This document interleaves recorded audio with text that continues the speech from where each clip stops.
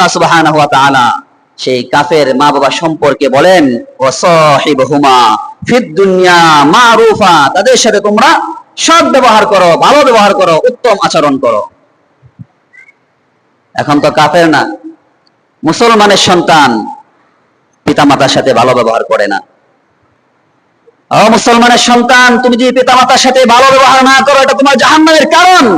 তুমি হাতে কলমে লিখে রাখো, আজকে পিতামাতার সাথে তুমি ভালো ব্যবহার করতেছো না, এই খারাপ আচরণের কারণে তোমাকে জাহান্নামে নিয়ে যাবে। একটা খারাপ আচরণের কারণে তোমার সমস্ত ইবাদত বন্দেগীগুলো ধ্বংস হয়ে যাবে। তোমার ইবাদত বন্দেগী আল্লাহ তাআলার দরবারে কবুল হবে না।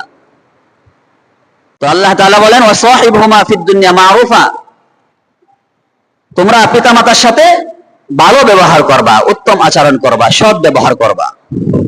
তবে কোন পিতামাতা যদি ইসলাম বিরোধী কাজ করে, ইসলাম বিরোধী কাজ করতে সন্তানকে বাধ্য করে, সন্তানকে আদেশ করে, সেটা মানা যাবে না।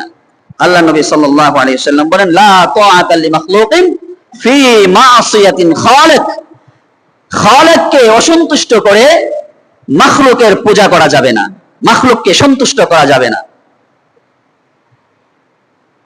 এই জন্য পিতামাতার কথা ততক্ষণ পর্যন্ত মানব যতক্ষণ পর্যন্ত শরীরের ভিতরে থাকে। পিতামাতার কথা ততক্ষণ পর্যন্ত মানতে হবে যতক্ষণ পর্যন্ত পিতামাতার কথাগুলো কোরআন সুন্নাহ ভিত্তিক হবে। যখন কোরআন এবং সুন্নাহ থেকে দূরে সরে যাবে, যখন পিতামাতা ইসলাম বিদ্বেষী মনোভাব তাদের দেখতে পাবো, তখন তাদের কথা মানা আমার জন্য হারাম।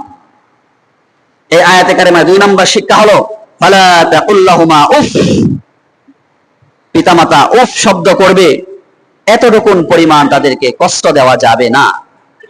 উফ বলবে, এতটুকু পরিমাণ তাদেরকে ব্যথা দেওয়া যাবে না, তাদের মনে এতটুকু পরিমাণ আঘাত করা যাবে না।